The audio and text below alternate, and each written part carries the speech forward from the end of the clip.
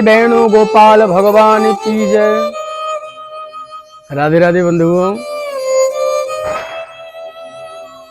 आज बड़ा ही प्यारा भाव निवेदन करने का मन किया। आप लोग प्राय वृंदावन आते होंगे। श्री जी लाडली जी श्री बिहारी जी कृपा करके आपको वृंदावन बुलाते हैं, तो आप लोगों ने बिहारी जी के दर्शन किए होंगे। बिहारी जी के बाद राधा वल्लभ लाल के दर्शन बगल में ही होते हैं। राधा वल्लभ लाल जी के दर्शन करने के बाद सेवा कुंज के दर्शन करने के लिए जाते हैं। सेवा कुंज से थोड़े से आगे निकलोगे तो श्री राधा दामोदर जी के दर्शन होते हैं। राधा दामोदर जी के मंदिर के पीछे ही एक बट है, जिसे कहते हैं श्रृंगार बट। श्रृंगार बट पर प्यारे श्याम सुंदर ने किशोरी राधा रानी का श्रृंगार किया था। उनकी चोटी बनाई थी, बेणी गूंथी थी। वो श्रृंगार बट आज भी है।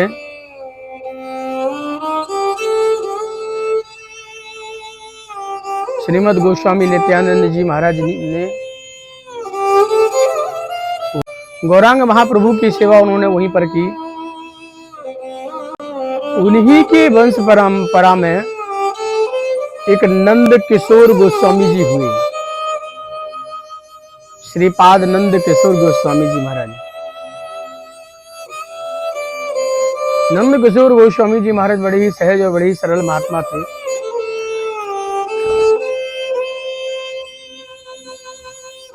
उनके आश्रम में एक भोला भाला व्यक्ति रहता था। वैसे तो आश्रम में बहुत से लोग सेवा करते थे, बहुत सेवक थे, लेकिन एक बड़ा प्यारा, बड़ा भोला, बड़ा ही सज्जन व्यक्ति रहता था, जिसको प्राय सब लोग प्यार से भोंदू बोलते थे। क्या बोलते थे?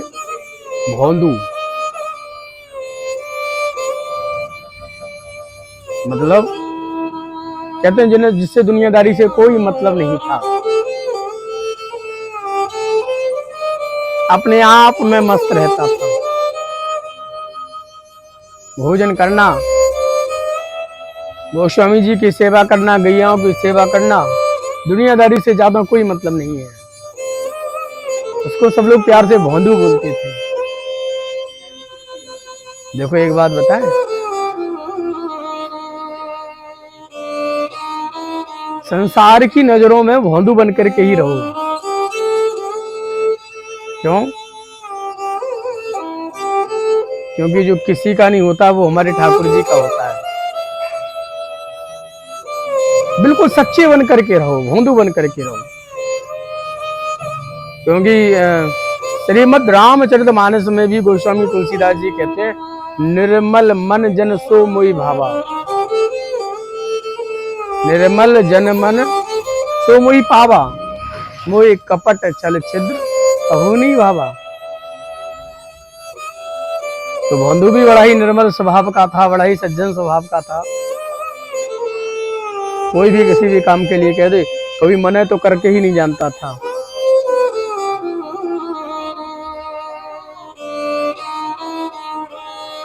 श्रीपाद गोस्वामी जी के यहाँ गैयाओं को चराने की सेवा भोंदू की हुआ करती थी।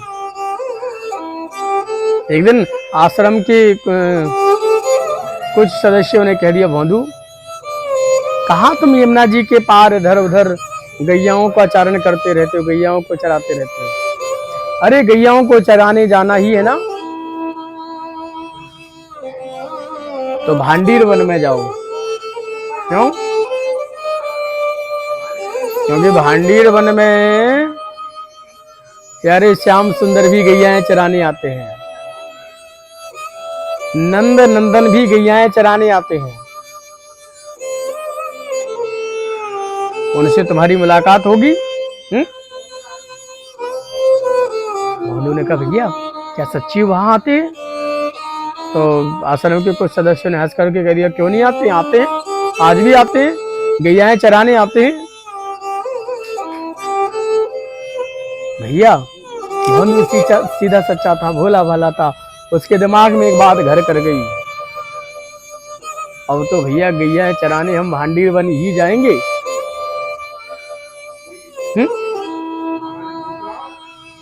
अब तो हम गैया चराने भांडीर बन ही जाएंगे। क्यों? कहीं वो नंद के लाला हमें मिल जावे,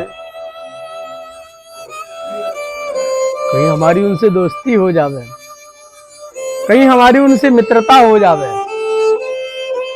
अरे कितना अच्छा होगा, कहीं हमारी उन नंद के लाला से मित्रता हो जावे।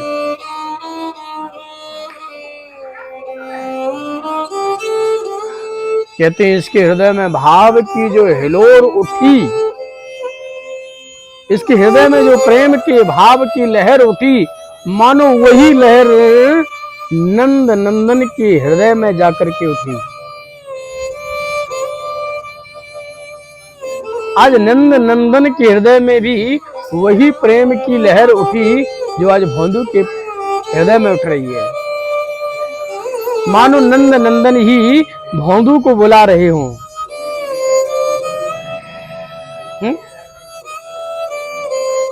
भैया आज भोंदू जैसे ही भांडीर बन गया गैया चराने के लिए, तो गैयाओं को चराने के लिए जैसे ही गया तो दिन भर गैयाओं को भांडीर वन में चराता रहा, इधर उधर झांकता रहा, कहीं वो नंद को लाला कहीं गैया चराम तो भय डोल तो भय और मिल जावे। अरे वो नंद को लाला कहीं ना कहीं हमको दिख जावे। शाम हो गई, गैयन को लेके भोंदू जैसे ही आश्रम आयो, सबन तक बोलो भैया तुम सब झूठ बोलो, अरे मुझे तो कहीं दिखो ही ना है वो नंद को लाला। तो आश्रम के सदस्यों ने कोई जो हास्य परिहास कर रहे थे, उन्होंने कहा अरे आज कहीं गए होंगे, किसी काम किसी कार्य बस नहीं आ पाए होंगे। भोंदू बोला हाँ सही कह रहे हो तुम, हो सके कोई काम आ गए हो, कहीं चले गए हो या हमारे मोकू ना मिल पाए हो। भोंदू दूसरे दिन प्राया दूसरे दिन फिर गैयान को लेके भांडीर बन गयो, और जैसे गैयान को लेके भांडीर बन गयो, गैयान को लेके जैसे ही भांडीर बन गयो, भैया भोंदू चारों तरफ एक ही नजर एक ही दृष्टि लगा के देख रहे है कि भैया कहीं हमें वो नंद को लाला दिख जावे, कहीं वो नंद को छोरा हमको देख जावे। इतने में भैया कहा भयो मधुर मधुर मंद मंद बांसुरी बजाते हुए, बड़ी मीठी मुररिया बजाते हुए, बांसुरी बजाते हुए, मंद मंद मुस्कुराते हुए, मंद मंद चलते हुए, घुंघराली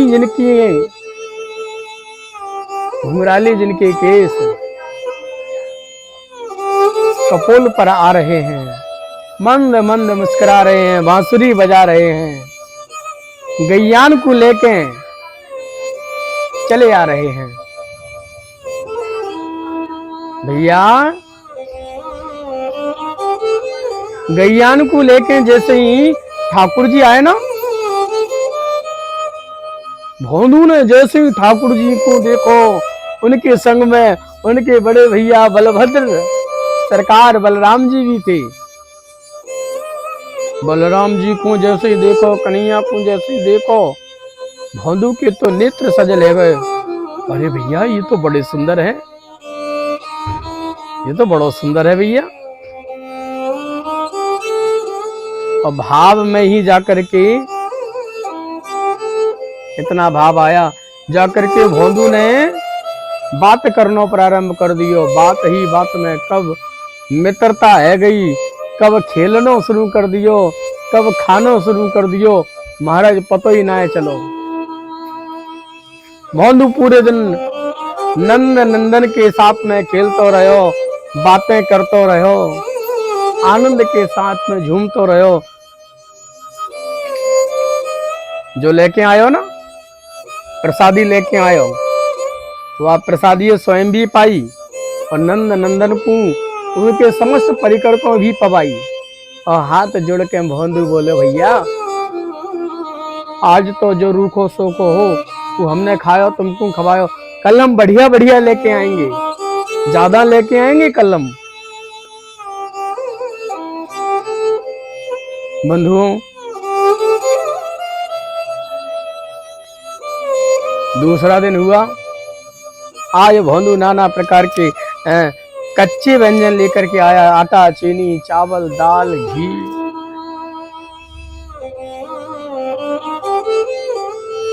नंद नंदन के साथ में भोंदू आनंद ले रहे हैं, समस्त सखाओं के परिकरों के साथ में आज भोजन बना रहे हैं और भोजन पा रहे हैं, खूब आनंद ले रहे हैं, गलबैया डाल करके खेल रहे हैं, नाच रहे हैं, गैयान को चरा रहे हैं। सांझ हो गए तो नंद नंदन अपने घर को चले जामे, भोंदू आश्रम को लौट के आ जावे। एक दिन क्या हुआ, श्रीपाद गोस्वामी जी ने देख लिया तो भोंदू गैयान को चरावे जावे, रोज के रोज एक टोकरी राशन की भर के लेके जावी, खा लेके जावे। कछु दिन तो सोची कि भैया खाम तो होगो, भाई खा तो होगो, खाने पीने की चीज है। आज श्रीमद पाद गोस्वामी जी ने भोंदू से पूछ लियो, अरे लाला इतनी राशन है, इतनी खाने की सामग्री है, लेकिन तू कहाँ जावे? भोंदू ने बड़े मीठे शब्द में कहा, बाबा गोसाई जी वो मैं नंद के लाला।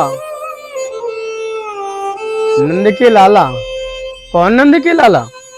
अरे जिनकी तुम सेवा करो, जो बांसुरी बजा में, कृष्ण हुआ मैं, उनके बड़े भैया बलराम आमे, अपने पूरे परिकर लेके आवे, ग्वाल वालन ने लेके आवे, हम सब भोजन वही बनामे, वही पामे, गैयान को चरामे और शाम सांझ को लौट के आए जामे। श्रीमद पाद गोस्वामी जी ने जैसे ही सुना, उनके तो होश उड़ गए। श्रीमद पाद गोस्वामी जी कहते हैं, कौन नंद को लाला? भोंदू बोला, अरे गोस्वामी जी, गोसाई जी, वही जिनकी तुम सेवा करो, कृष्ण। गोस्वामी जी के परिकरों ने कहा, बाबा कहाँ तुम इस भोंदू की बातों में आ रहे हो, ये तो कछू बोल तो रहे। गोसाई जी के नेत्र सजल हो गए। गोसाई जी ने कहा, सुनो, इस बात को अगर कि कोई भी व्यक्ति कहता तो शायद मैं नहीं मानता, लेकिन इस बात को भोंदू कह रहा है, मुझे मानना पड़ेगा। क्यों? क्योंकि मुझे पता है भोंदू कभी झूठ नहीं बोलता। अरे उसे झूठ बोलना ही नहीं आता, भोंदू झूठ नहीं बोल सकता है। आज श्रीमद पाद गोस्वामी जी ने भोंदू से कहा, भोंदू आज आप नंद नंदन को जब भोजन कराए ना, तो उनको ये कह देना कि आप पूरे परिकर के साथ में कल श्रृंगार बट पर पधारें,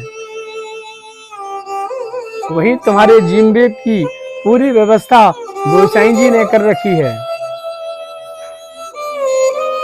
बढ़िया बढ़िया पकवान बनाए हुए हैं, कल तुम आमंत्रित हो, तुम्हारो न्योता है, तुम्हारो निमंत्रण है, कल तुमको श्रृंगार वट पे जाके भोजन करना है। भोंदू तुम बुलाओगे तो वो आएंगी ना? भोंदू बोला, अरे गोसाई जी, ये तो आपने मेरे मन की बात छीन ली।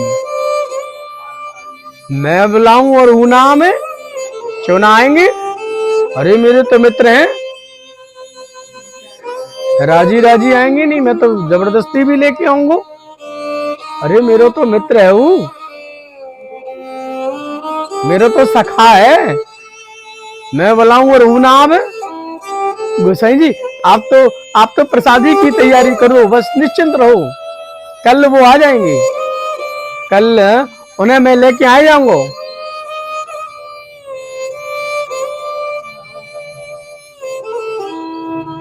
भोंदू दूसरे दिन गैयान को चरावे गए।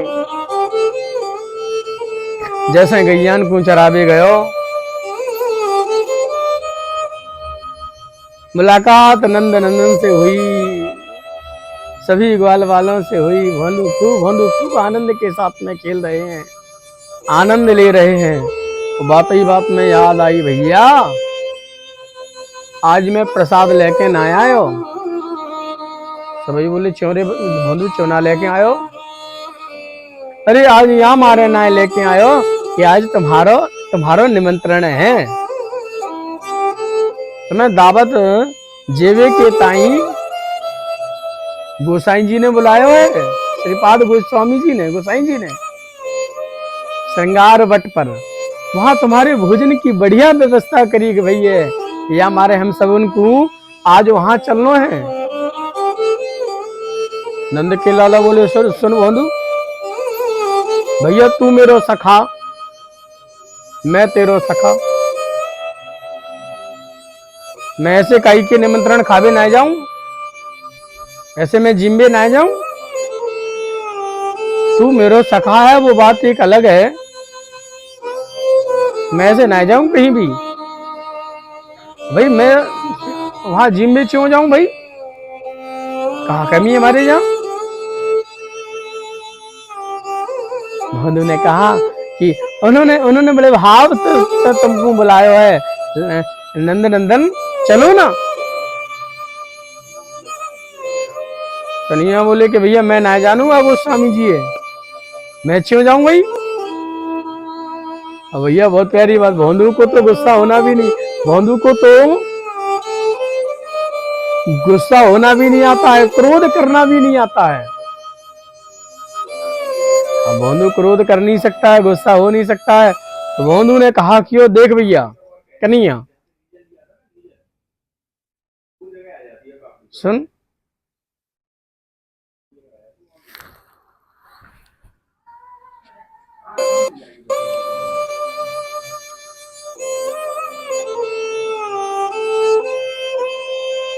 देख भैया कन्हैया सुन, तू गोसाई जी है ना जाने तो मैं तो ये ना जानू। भोंदू ने अपनी छड़ी उठाई, गैयान को हाँकते, चल भैया गैया को लेके चल भी लग गए, चल भैया तू गोसाई जी है ना जाने, मैं तो को ना जानू। और जैसे गैयान को लेके भोंदू रूस गयो, रूस के नहीं भोंदू गैयान को लेके जैसे ही चलवे लगे हो,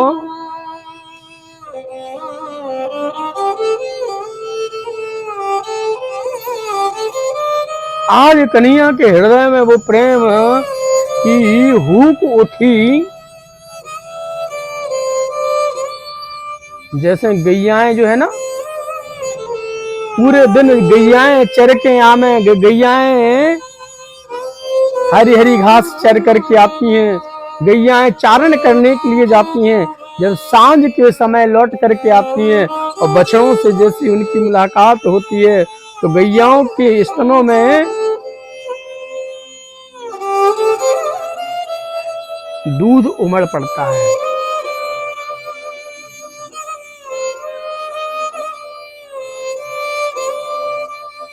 बोलो वृंदावन बिहारी लाल की जय। देख भैया तू गोसाई जी है ना जाने, मैं तो को ना जानू।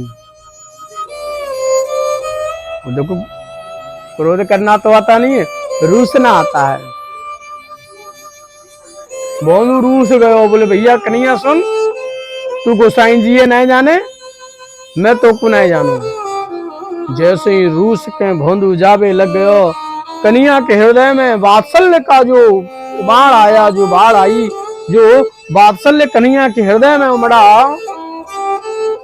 जैसे कि गैया बछड़ा के लिए वात्सल्य करती है, आज कन्हैया के हृदय में भोंदू के लिए वो वात्सल्य आया, वो भाव आया। कन्हैया ने छड़ी उठाई, कन्हैया करो, अरे लाला रुक तो, अरे भोंदू सुन तो, अरे सुन भैया सुन तो। तू कायपुन गुस्सा है गो भैया, नाराज कायपुन है गयो, अरे तू रूस कायपुन गयो। सुन सुन सुन लाला, मेरी बात है सुन, देख लाला, बता कहा करना है। बोले गोसाई जी ने बुलाया है, चलना है तुमको। बोले सुन, वहां है श्रृंगार बट। कहा है? तो श्रृंगार बट है प्रिया जी का, लाडली जी का, राधा रानी का। हमारे संग में रहे में बलदाऊ जी। अब तू यूं बता, लाडली किशोरी जी को प्रिया जी को श्रृंगार बट है, मैं दाऊ जी को बड़ो भैया हूं, तो बड़े भैया प्रिया जी राधा रानी के कौन हुए? भानु बोला वो हुए जेठ जी। कन्हैया बोले जब वो जाएंगे तो जेठ जी जाएंगे तो कैसे काम बनेगा? ऐसे कितने ग्वाल बाल हैं जो मोते बड़े हैं, वहां जाएंगे तो बात कैसे बनेगी? भानु बोला हाँ बात तो सही है, लगभग लोग जेठ लगे हैं राधा रानी के। कहा करना है तो एक काम कर, गोसाई जी से कह के सीधो सामान है ना, कच्चो सामान लेके यहीं आ जाइए, गोसाई जी भी लेके आ जाइए, कल दावत यहीं पाएंगे, कल यहीं जीमेंगे। भानु बोलो कि हाँ कन्हैया नंद नंदन ये बात सही रही। जैसे ही श्रीपाद गोस्वामी जी के पास भानु पहुंचे, भानु से कहा क्यों वो नंद नंदन नहीं आए? भानु बोलो अरे गोसाई जी वो यूं कह रहे कि तुम सीधे सामान कच्चे सामान लेके वहीं चलो, भोजन वहीं आरोगेंगे, वो वहीं जीमेंगे। सुबह कल सुबह गैयान को चरावे जाएंगे ना, तो तुम भी चलियो, भोजन वहीं मांगेंगे उन्हें। सज्जनों बंधुओं, श्रीपाद गोस्वामी जी के हृदय में इतनी प्रेम की विरह अग्नि इतनी उत्तेजित हो रही है कि आज सुबह 5 बजे भोंदू जगा भी नहीं था। गोसाई जी भोंदू को जगाने के लिए चले गए, भोंदू उठो, भोंदू चलना नहीं है। ये मान लो कि रात उनको न जाने कितनी बड़ी लगी। सुबह हुई, भोंदू के साथ जैसे ही दर्शन करने के लिए, जैसे ही गैयान को चरावे के टाइम गए भांडीर वन में, उस जंगल में, उस वन में, आज श्रीपाद गोस्वामी जी ने नाना प्रकार के व्यंजन स्वयं अपने हाथों से बनाए और इंतजार कर रहे हैं नंद नंदन का कि वो कब आएंगे, कब आएंगे वो। भोंदू ने भी चोरे, भोंदू तुम्हारे नंद लाला अभी तक नहीं ना आए।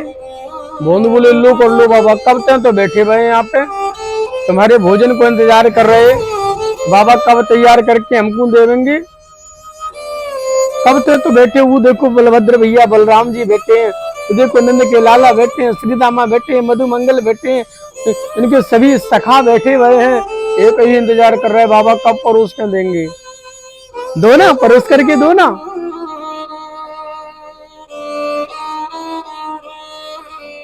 श्रीपाद गोस्वामी जी की आंखों में आंसू आ गए।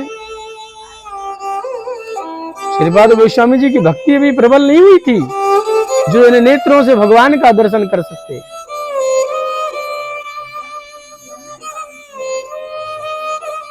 श्रीपाद गोस्वामी जी ने कहा भोंदू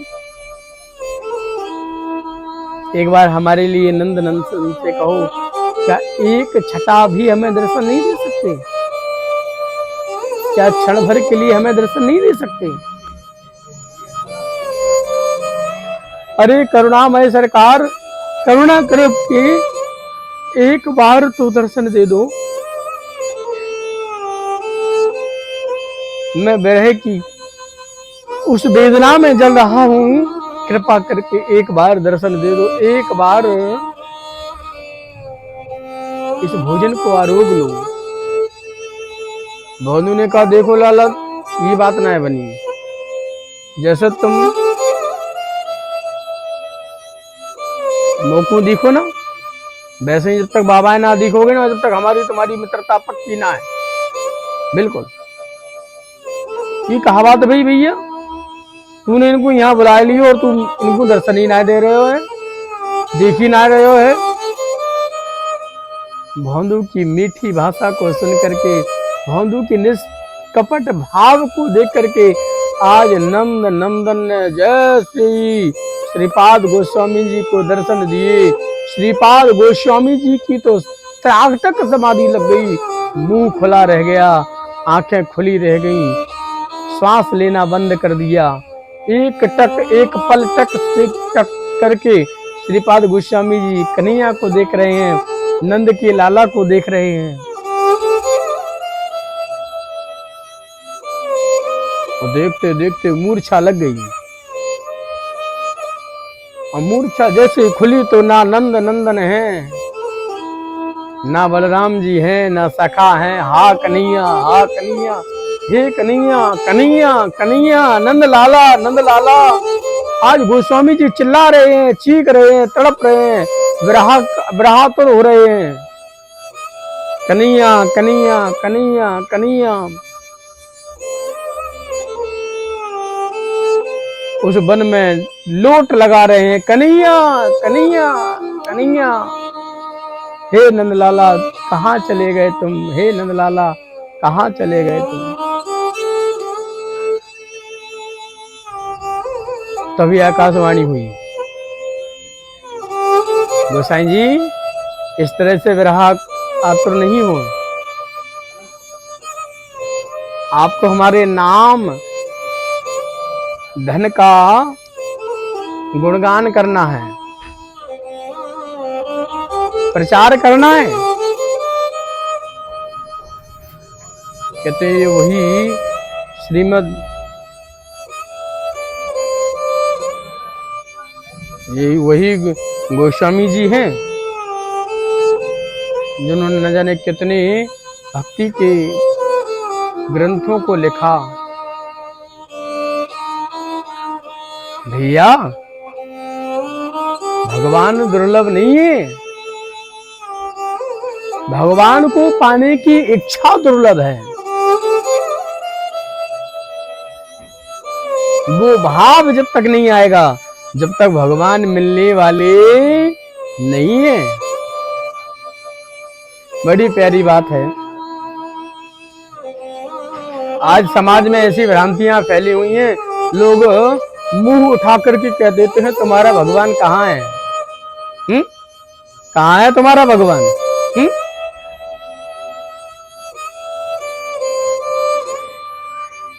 उनसे कहो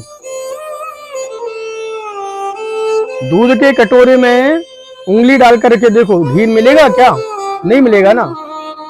अच्छा सज्जनों सही बताना, क्या दूध में घी नहीं होता है क्या? होता है, लेकिन दूध का पहले दही जमाना पड़ता है, दही का मंथन करना पड़ता है, तब मक्खन निकलता है, फिर मक्खन से घी निकलता है। ऐसे ही भगवान को प्राप्त करने के लिए पहले भक्ति रूपी मंथन करना पड़ेगा। भक्ति रूपी मंथन जब तक नहीं करोगे, जब तक भगवान प्राप्त होने वाले नहीं बंधु। अरे संसार के छोटे छोटे जो कीटाणु होते हैं ना, जो हाथ में होते हैं, उनको देखने के लिए माइक्रोस्कोप नाम की यंत्र की आवश्यकता होती है। माइक्रोस्कोप यंत्र नहीं लगाएंगे ना, जब तक वो हाथ के छोटे छोटे कीटाणु नहीं दिखेंगे। भैया जब इन नेत्रों से हाथ के छोटे छोटे कीटाणु नहीं दिख सकते हैं, तो पर ब्रह्म परमात्मा अकारण करुणा वरुणालय भक्त वत्सल भगवान कैसे दिख सकते हैं?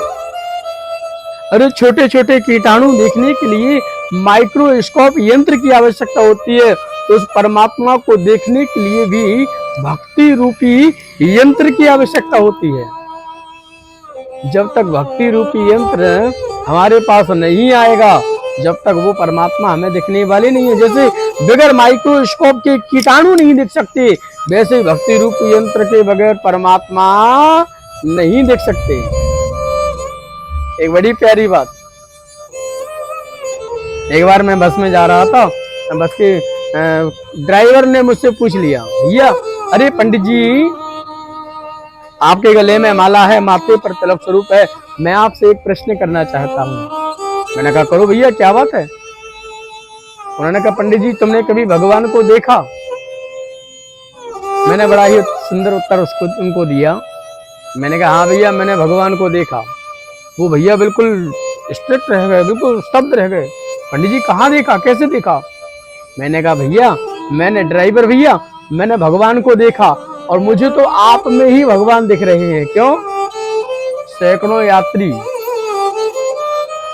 केवल और केवल आपके हृदय में बैठे परमात्मा के भरोसे चल रहे हैं, और आपके हृदय में से, आपके अंदर से हमारे परमात्मा जिस दिन 2 मिनट के लिए भी चले जाएंगे ना, तो ये गाड़ी कब खाई में चली जाएगी कुछ भी पता नहीं है। मुझे तो आप में भी भगवान दिख रहे हैं। प्रहलाद जी से भी यही कहा था हिरण्यकश्यप ने कि तेरा नारायण कहाँ है, हैं? प्रहलाद ने कहा था पिताजी हम में हैं, तुम में हैं, खड़ग में हैं, और इस खंभ में भी नारायण है। भक्त की बात को रखने के लिए खंभे को फाड़ करके नरसिंह भगवान प्रकट हो गए थे।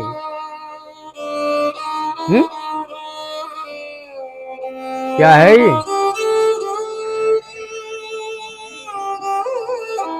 ये भक्त के लिए भगवान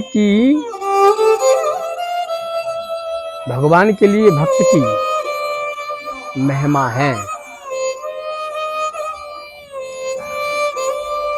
हम जितना भगवान को प्रेम करते हैं, हम जितने अपने बिहारी जी को प्रेम करते हैं, मुझे यकीन है बिहारी जी उससे कई गुना ज्यादा मुझसे प्रेम करते हैं।